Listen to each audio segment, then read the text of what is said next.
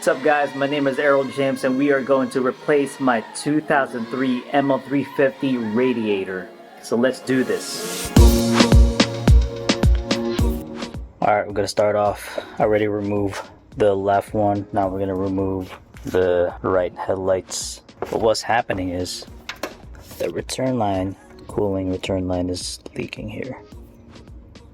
So we got to replace the radiator. Alright, so ready to remove this cover. I didn't disconnect the lines, just kind of taped it on the side. But pretty much what we're going to do is we're going to remove these bolts to remove that fan. These are 10 millimeters.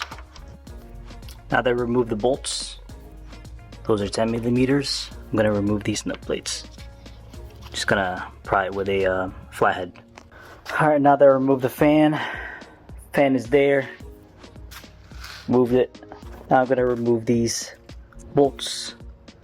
And I think they're also 10 millimeters, and I'm gonna remove that nut plate too. And then for this one, I'm just gonna remove it.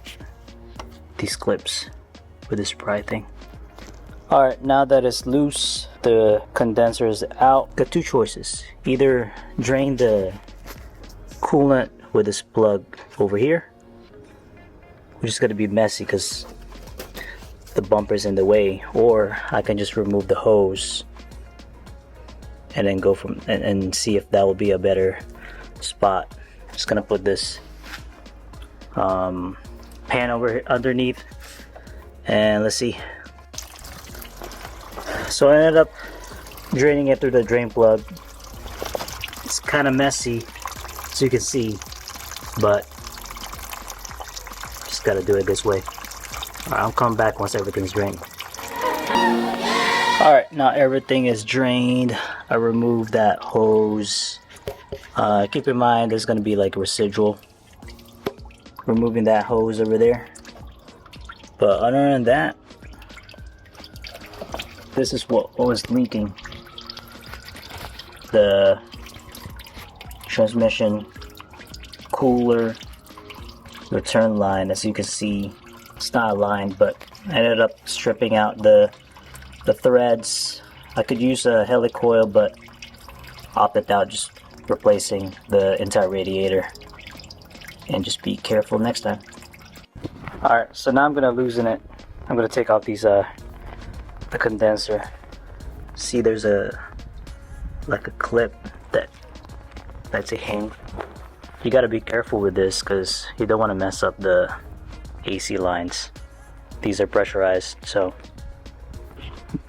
be careful. Alright, so now I'm going to remove this hose. Trying to disconnect everything here.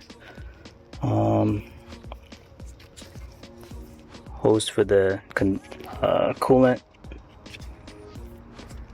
This one just to get access. I'm gonna remove this and power steering line over there, and then the transmission cooler lines. All right, let's get to it.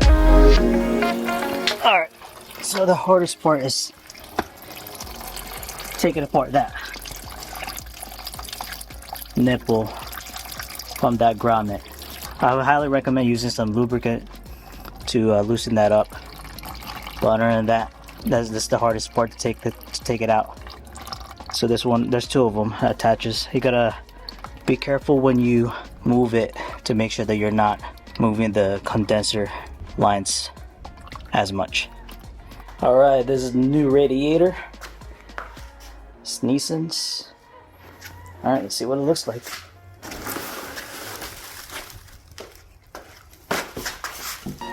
Nice, looks clean.